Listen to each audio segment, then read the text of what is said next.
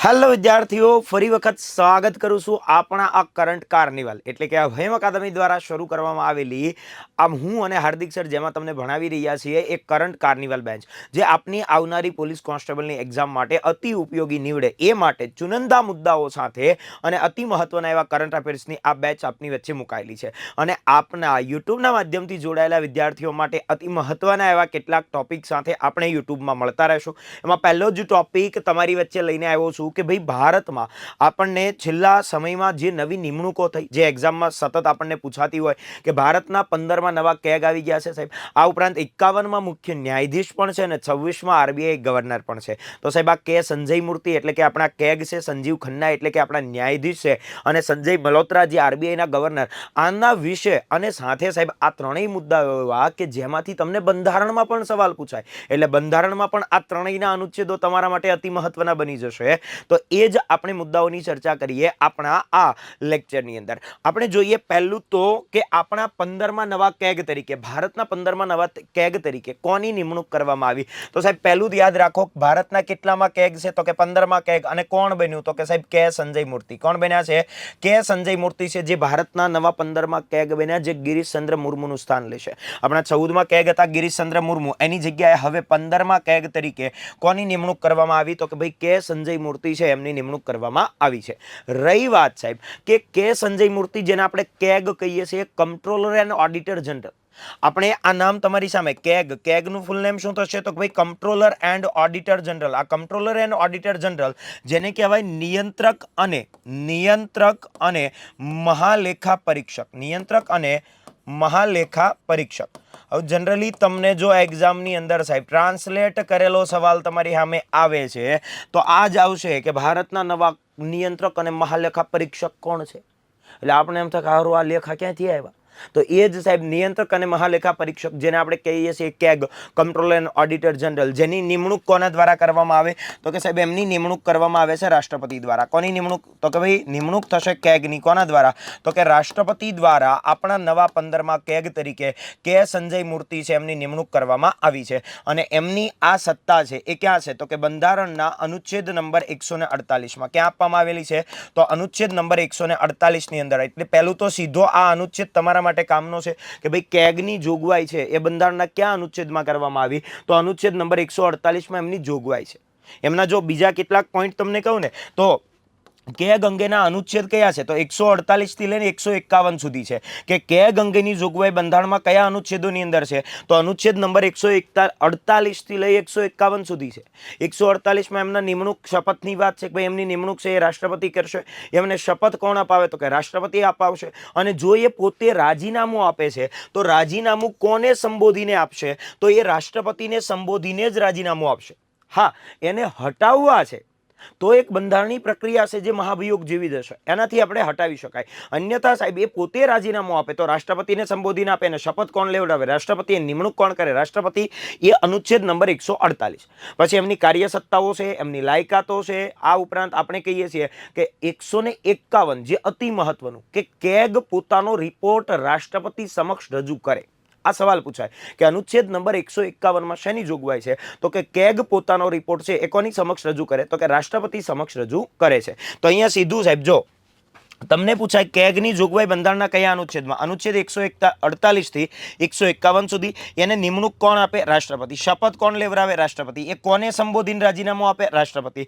જો હટાવવા છે તો બંધારણની પ્રક્રિયાથી જ હટાવી શકાય, જેમનો સામાન્ય કાર્યકાળ કેટલો હોય તો કે 6 વર્ષ અથવા તો 65 વર્ષ, બેમાંથી જે વહેલું થાય તે। તો 6 વર્ષ અથવા 65 વર્ષના કાર્યકાળ માટે કામ કરે અને પોતાનો રિપોર્ટ, આ સવાલ પૂછાય છે, હંમેશા કોની સમક્ષ રજૂ કરે રાષ્ટ્રપતિ સમક્ષ જ રજૂ કરે।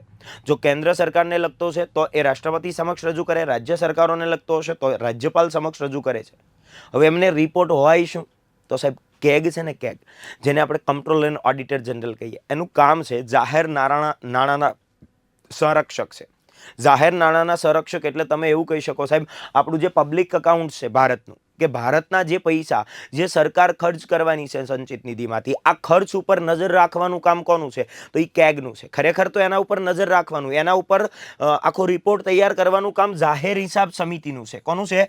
જાહેર હિસાબ સમિતિ. આ જાહેર હિસાબ સમિતિ જે કુલ કેટલા સભ્યોની બનેલી હોય? તો કે 22 સભ્યોની બનેલી એક સંસદીય સમિતિ છે કે જેની અંદર આપણને 15 તો કે લોકસભામાંથી આવતા સભ્યો હશે અને એક તો કે 7 છે એ શેમાંથી આવે? તો કે રાજ્યસભામાંથી આવતા સભ્યો હશે. તો રાજ્યસભા અને લોકસભામાંથી આવતા આ 15 અને 7 સભ્યો કુલ 22 સભ્યોથી જાહેર હિસાબ સમિતિ બને. એ સરકારની આને લોકલેખા કમિટી કહેવાય. લોકલેખા એટલે સરકારના લેખા દેખાનો હિસાબ કરે, એ આ જાહેર હિસાબ સમિતિ. અને એના વતી સરકારના બધા કામકાજ ઉપર રિપોર્ટ તૈયાર કરવાનું, નજર રાખવાનું કામ કોણ કરે? કેગ કરે, કંટ્રોલર એન્ડ ઓડિટર જનરલ. એટલે જ સાહેબ જાહેર હિસાબ સમિતિના આંખ અને કાન કહેવાય, આપણે જેને કેગ કહીએ. કેગ છે એ પોતાનો જેવો રિપોર્ટ તૈયાર કરશે એટલે રાષ્ટ્રપતિ સમક્ષ રજૂ કરે. રાષ્ટ્રપતિ લોકસભાના અધ્યક્ષને કહી અને સૌપ્રથમ લોકસભામાં રજૂ કરાવે. ક્યાં રજૂ કરાવશે વિદ્યાર્થીઓ? તો સૌપ્રથમ લોકસભામાં રજૂ કરાવતા આપણને જોવા મળે છે. તો એ જ આપણા 15માં કેગ તરીકે નિમણૂક કોની કરવામાં આવી? તો નિમણૂક થઈ છે કે સંજય મૂર્તિની. કોની નિમણૂક થઈ વિદ્યાર્થીઓ? કે સંજય મૂર્તિની. કોની જગ્યાએ આવ્યા? ગિરીશચંદ્ર મુર્મુની જગ્યાએ આવ્યા. નિમણૂક કોના દ્વારા થાય? રાષ્ટ્રપતિ દ્વારા થાય. શપથ કોણ લેવડાવે? રાષ્ટ્રપતિ લેવડાવે. રાજીનામું કોને સંબોધીને આપે? તો રાષ્ટ્રપતિને સંબોધીને આપે છે. બંધારણમાં 148 થી 151માં કેગની જોગવાઈ. સીધું પૂછાય કેગની જોગવાઈ બંધારણના કયા અનુચ્છેદમાં? તો 148 યાદ રાખો. પણ કેગ અંગે બધી જોગવાઈ 148 થી 151 ની અંદર છે. 151 અનુચ્છેદ એવું કે કેગ પોતાનો રિપોર્ટ હંમેશા રાષ્ટ્રપતિ સમક્ષ રજૂ કરે છે. એનો કાર્યકાળ 6 વર્ષ અથવા તો 65 વર્ષ હશે અને બંધારણની પ્રક્રિયાથી જ આપણે એને હટાવી શકીએ છીએ. તો આપણા ભારતના જાહેર નાણાંના સંરક્ષક એટલે કંટ્રોલર એન્ડ ઓડિટર જનરલ તરીકે 15માં કેગ તરીકે કોની નિમણૂક થઈ? કે સંજય મૂર્તિ. જો કરંટ એટલું જ છે કે 15માં કેગ કે સંજય મૂર્તિ, આટલું એક લાઈનમાં યાદ રાખી શકાય. પણ તમારી પાસે બંધારણ ભારે ભરખમ છે ને સાહેબ આ વખતે, એટલે આટલું બંધારણ તમારા માટે ઇમ્પોર્ટન્ટ પણ રહેશે. બરાબર. ચાલો ત્યાર પછી આપણે જોઈએ તો એ છે આપણા 51માં મુખ્ય ન્યાયાધીશ. આ 51માં મુખ્ય ન્યાયાધીશ તરીકે કોની નિમણૂક થઈ? તો કે સાહેબ સંજીવ ખન્ના છે એમની નિમણૂક કરવામાં આવી. આ 51માં મુખ્ય ન્યાયાધીશ જેને આપણે ચીફ જસ્ટિસ ઓફ ઇન્ડિયા કહીએ, કે 51માં મુખ્ય ન્યાયાધીશ સુપ્રીમ કોર્ટના મુખ્ય ન્યાયાધીશ.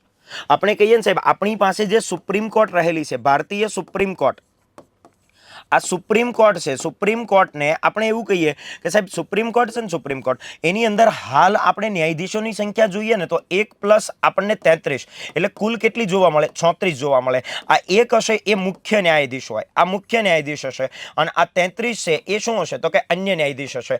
આમ થઈ આપણી પાસે કુલ સુપ્રીમ કોર્ટના ન્યાયાધીશોની સંખ્યા કેટલી છે હાલની સ્થિતિએ?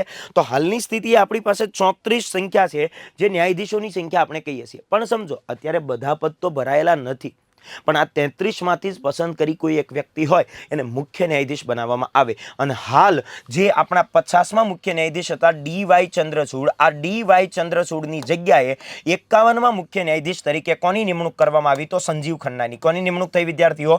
આ સંજીવ ખન્ના છે એમની નિમણૂક કરવામાં આવી છે. તો 51માં મુખ્ય ન્યાયાધીશ એટલે કે ચીફ જસ્ટિસ ઓફ ઇન્ડિયા તરીકે એક નિમણૂક કોની થઈ? તો કે સંજીવ ખન્નાની નિમણૂક કરવામાં આવી છે. તો સીધું ડી.વાય. ચંદ્રચૂડનું સ્થાન લે. હવે એનું થોડું ફેમિલી બેકગ્રાઉન્ડ જોવો તો યાદ રાખો સાહેબ એમના પિતા અને કાકા બી ન્યાયાધીશ સજ હતા, એટલે કે ન્યાયાધીશ ફેમિલીથી એ બિલોંગ કરે. એમના પિતા દેવરાજ ખન્ના છે એ દિલ્હી હાઈકોર્ટમાં ન્યાયાધીશ રહેલા, અને કાકા હંસરાજ ખન્ના છે એ સુપ્રીમ કોર્ટના ભૂતપૂર્વ ન્યાયાધીશ રહેલા છે. ભલે મુખ્ય નથી બની શક્યા પણ એ સભ્યની અંદર હશે. એટલે કે આ 33 વાળી કેટેગરીમાં એ મુખ્ય મતલબ કે ન્યાયાધીશ તરીકે સુપ્રીમ કોર્ટમાં એમના કાકાએ હંસરાજ ખન્નાએ સેવા આપેલી છે. એટલે ફેમિલી બેકગ્રાઉન્ડ પણ એમ ન્યાયાધીશ વાળું રહેશે. અને આપણા 51માં મુખ્ય ન્યાયાધીશ એટલે સંજીવ ખન્ના રહેશે. હવે જોઈએ, જો સુપ્રીમ કોર્ટના મુખ્ય ન્યાયાધીશ છે એની શું જોગવાઈ હોય? તો એની નિમણૂક આપણે સુપ્રીમ કોર્ટ માટેનો અનુચ્છેદ કયો યાદ રાખીએ? તો અનુચ્છેદ નંબર આપણી પાસે 124 છે. જેમ તમે હાઈકોર્ટ માટે યાદ રાખો ને, હાઈકોર્ટ આપણા કયા બંધારણના અનુચ્છેદમાં છે? તો હાઈકોર્ટ માટે અનુચ્છેદ 214 છે. તો આ હાઈકોર્ટ 214માં જોગવાઈ સુપ્રીમ કોર્ટની 124માં. તો એની જ પેટા કલમો અંતર્ગત આમની નિમણૂક, શપથ અને કાર્યકાળ નક્કી થતો હોય છે. પણ તમને પેટા કલમ જનરલી પૂછાવાની સંભાવના બહુ ઓછી હોય છે. પણ એમ છતાં જો સુપ્રીમ કોર્ટના મુખ્ય ન્યાયાધીશ અનુચ્છેદ નંબર 124(2) અંતર્ગત, કેમાં? તો અનુચ્છેદ 124(2) અંતર્ગત નિમણૂક કોના દ્વારા થાય? રાષ્ટ્રપતિ દ્વારા. તમને પૂછાય ને શપથ કોણ લેવડાવશે? તો કે રાષ્ટ્રપતિ લેવડાવે. કાર્યકાળ કેટલો? તો 6 વર્ષ અથવા તો 65 વર્ષ, જે તમે કેગનો યાદ રાખ્યો. તો નિમણૂક છે 124(2) અંતર્ગત રાષ્ટ્રપતિ દ્વારા થાય, શપથ પણ રાષ્ટ્રપતિ લેવડાવે. કાર્યકાળ કેટલો રહેશે? 6 વર્ષ અથવા તો 65 વર્ષ રહેશે. એની લાયકાત શું હોય? તો કે પહેલું તો ભારતના નાગરિકો હોવા જોઈએ. બીજું, હાઈકોર્ટની અંદર 5 વર્ષ સુધી શું કરેલી હોય? તો કે ભાઈ ન્યાયાધીશ તરીકે રહેલા હોય, સેવા આપેલી હોય, અથવા તો 10 વર્ષ સુધી હાઈકોર્ટમાં વકીલાત કરી હોય અને રાષ્ટ્રપતિના મતે કાયદાવિદ હોય, આવા વ્યક્તિ છે અને સુપ્રીમ કોર્ટના મુખ્ય ન્યાયાધીશ તરીકે નિમણૂક આપવામાં આવે છે. અનુચ્છેદ નંબર 124(2) અંતર્ગત કોના દ્વારા નિમણૂક અપાય? રાષ્ટ્રપતિ દ્વારા. હાલ ડીવાય ચંદ્રચૂડ જે 50માં હતા એની જગ્યાએ 51માં મુખ્ય ન્યાયાધીશ તરીકે કોની નિમણૂક કરવામાં આવી? તો સંજીવ ખન્નાની. કોની નિમણૂક થઈ છે? સંજીવ ખન્ના છે.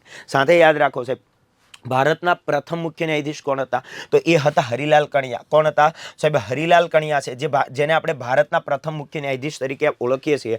જો પ્રથમ મહિલા છે ને એ ફાતિમા બીબી છે, પણ આ ફાતિમા બીબી મુખ્ય ન્યાયાધીશ તો નથી જ તેઓ, મુખ્ય ન્યાયાધીશ ન હતા, ન્યાયાધીશ ન હતા.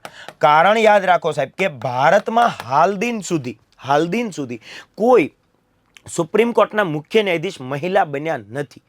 અત્યાર સુધી એ પદ ખાલી છે. મને સાંભળતી મારી વાલી બહેનો, એમાંથી કોઈક જો બને તો અલગ વાત છે.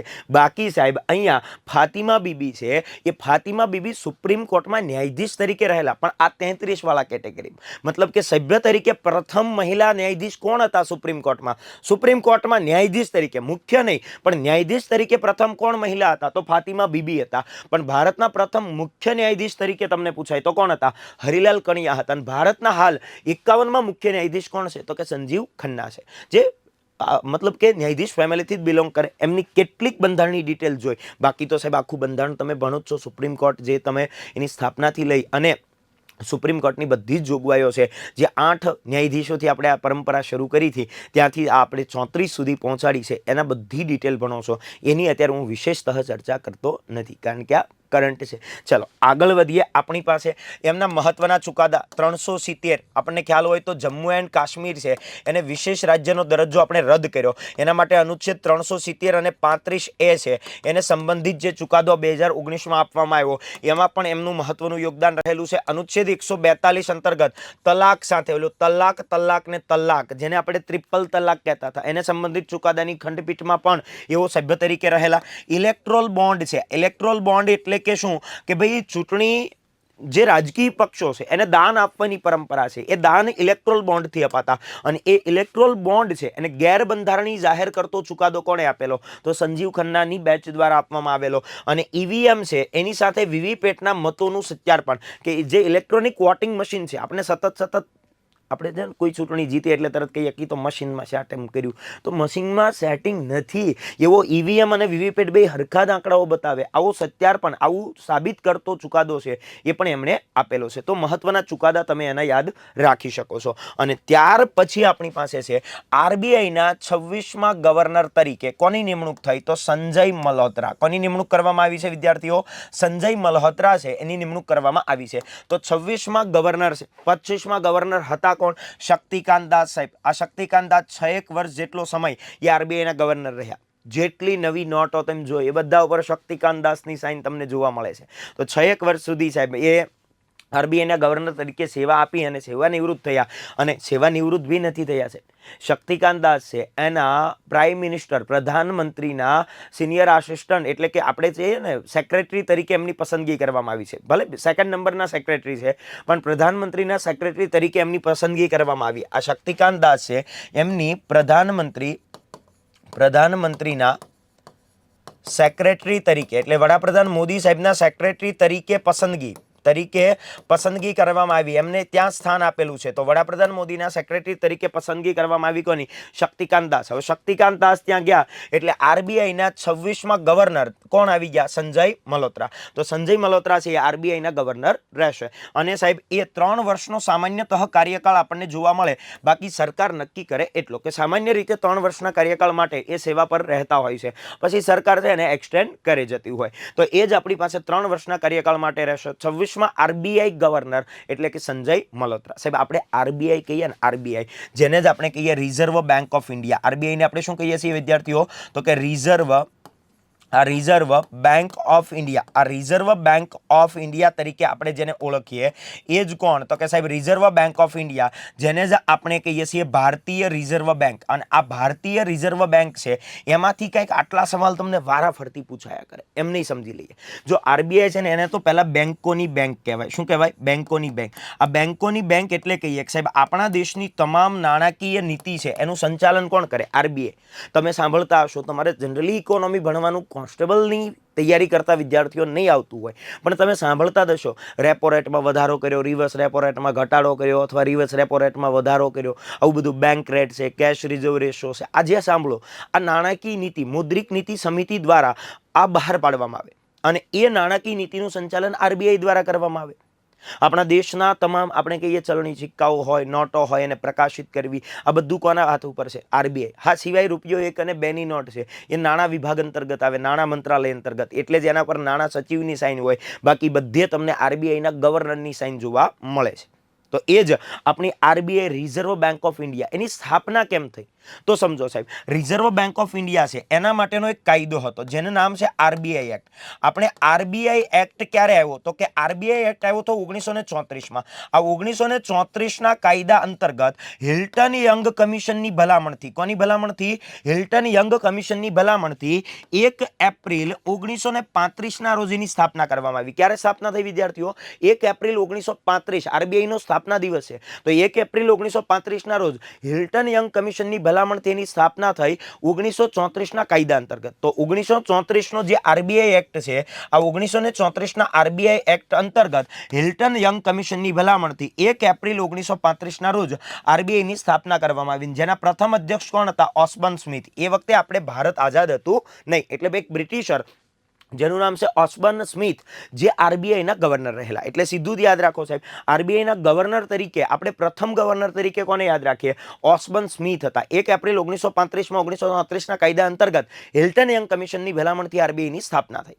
સ્થાપના થઈને ત્યારે હેડક્વાર્ટર આપણે બનાવ્યું હતું કોલકાતાને. કોને બનાવ્યું હતું વિદ્યાર્થીઓ? કોલકાતા. પણ 1937 સુધી આપણે કોલકાતા રહેવા દીધું, અને પછી બદલીને ક્યાં કરી નાખ્યું? મુંબઈ. અને હાલની સ્થિતિ આરબીઆઈનું મુખ્યાલય ક્યાં આવેલું છે? મુંબઈ ખાતે સ્થિત છે. તો સીધું 34ના કાયદા અંતર્ગત હિલ્ટન યંગ કમિશનની ભલામણથી 1 એપ્રિલ 1935ના રોજ જે આરબીઆઈની સ્થાપના થઈ, જેના પ્રથમ ગવર્નર કોને બનાવાયા? ઓસ્બર્ન સ્મિથને. મુખ્યાલય હતું કોલકાતા. 1937 બાદ બદલી અને આપણે મુંબઈ લાવ્યા. તમને પૂછાય કે આઝાદી પછી પ્રથમ ભારતીય, કે આપણને આઝાદી મળી ગઈ પછી ભારતના કયા પ્રથમ વ્યક્તિ હતા જેને આરબીઆઈના ગવર્નર બનાવ્યા? તો એ હતા સીડી દેશમુખ. કોણ હતા વિદ્યાર્થીઓ? સીડી દેશમુખ છે જે ભારતના પ્રથમ વ્યક્તિ હતા કે જેને આરબીઆઈના ગવર્નર પદ ઉપર પ્રથમ ભારતીય તરીકે બિરાજમાન થયા. અને હાલ 26માં કોણ છે? તો સંજય મલ્હોત્રા છે. કોણ છે? સંજય મલ્હોત્રા છે. બીજું યાદ રાખો, બેંકોનું રાષ્ટ્રીયકરણ.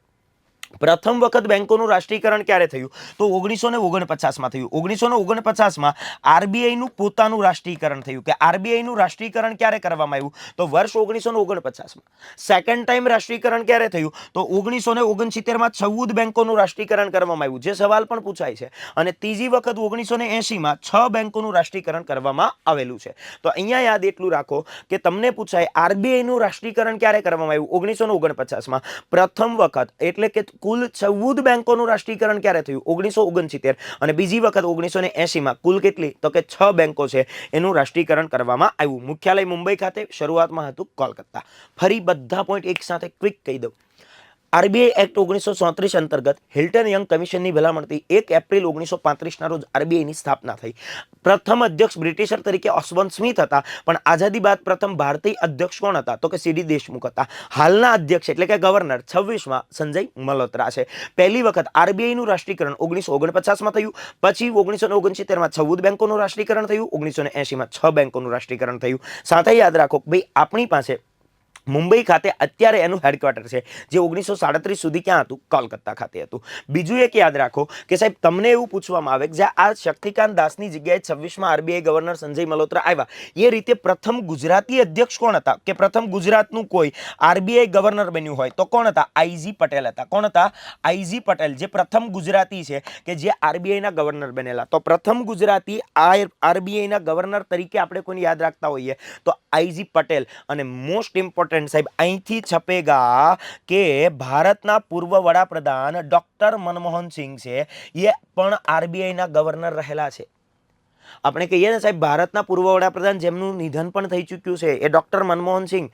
આપણે આધુનિક આપણી જે અર્થશાસ્ત્ર, આપણી જે ઇકોનોમી છે, આધુનિક ભારતની ઇકોનોમીના જનેતા કહી શકાય જેને, પ્રણેતા કહી શકાય જેને, એ ડૉક્ટર મનમોહન સિંહ. અને એ ડૉક્ટર મનમોહન સિંહ આરબીઆઈના ગવર્નર પણ રહેલા છે. ક્યારે? તો આરબીઆઈના ગવર્નર હતા વર્ષ 1982થી લઈ વર્ષ 1982થી 85ના સમયગાળા દરમિયાન એ આરબીઆઈના ગવર્નર પદ ઉપર પણ રહેલા. અને અહીંથી સવાલ એવો બની શકે કે ભારતના ક્યાં વડાપ્રધાન, ક્યાં એકમાત્ર વડાપ્રધાન જે આરબીઆઈના ગવર્નર પણ રહેલા, તો એ ડૉક્ટર મનમોહન સિંહ હતા, કે જે આરબીઆઈના ગવર્નર 1982થી 85 હતા. એ નાણામંત્રી પણ રહેલા. નાણામંત્રી પીવી નરસિમ્હા રાવની સરકારમાં હતા. એ નાણામંત્રી બન્યા ત્યારે એ નાણામંત્રી ક્યારે? તો પીવી નરસિમ્હા રાવની સરકાર હતી. પીવી નરસિમ્હા રાવ, આ પીવી નરસિમ્હા રાવ છે, આ નરસિમ્હા રાવની સરકારમાં એ શું હતા? તો કે પીવી નરસિમ્હા રાવની સરકારમાં એ નાણામંત્રી પણ રહેલા. ત્યારે એ એલપીજી લઈને આવ્યા હતા 1991ના સમયમાં. એલપીજી એટલે શું? લિબરલાઇઝેશન, પ્રાઇવેટાઇઝેશન એન્ડ ગ્લોબલાઇઝેશન. ઉદારીકરણ, ખાનગીકરણ અને વૈશ્વિકીકરણની નીતિ લઈને આવ્યા હતા. એ જ સાહેબ નાણામંત્રી એટલે ડૉક્ટર મનમોહન સિંહ હતા. ડૉક્ટર મનમોહન સિંહ 2 ટર્મ આપણી પાસે ભારતના વડાપ્રધાન રહ્યા છે. 2 વખત ભારતના વડાપ્રધાન રહેલા આપણા પૂર્વ વડાપ્રધાન ડૉક્ટર મનમોહન સિંહ છે, એ આરબીઆઈના ગવર્નર પણ રહેલા છે. બાકી આપણે આગળના કરંટમાં ડૉક્ટર મનમોહન સિંહ વિશે કેટલાક ફેક્ટ ડેટા, એમનું નિધન થયું છે તો બી આપણે યાદ રાખવા પડશે, જે જોતા જશું. પણ આને આપણે લાંબુ નથી કરતા. અહીંયા યાદ આપણે રાખશું, આપણા 26માં આરબીઆઈ ગવર્નર કોણ બન્યા? તો કે સંજય મલ્હોત્રા બન્યા છે. કોણ બન્યા છે વિદ્યાર્થીઓ? સંજય મલ્હોત્રા, જેને શક્તિકાંત દાસનું સ્થાન લીધું છે. ક્લિયર વિદ્યાર્થીઓ? તો આપણા 3 મહત્વના મુદ્દાઓ, હોદ્દાઓ જેને કહીએ છીએ. 15માં કેગ તરીકે કે સંજય મૂર્તિ, 51માં મુખ્ય ન્યાયાધીશ સંજીવ ખન્ના, અને સાહેબ આપણા આ 26માં ગવર્નર કોણ છે? સંજય મલ્હોત્રા. ક્લિયર વિદ્યાર્થીઓ? આવા જ રસપ્રદ ટૂંકા આપણા મસ્ત મજાના જે કરંટ અફેર્સના વિડીયોઝ છે એની સાથે મળતા રહેશું. વંદે માતરમ. જય હિન્દ.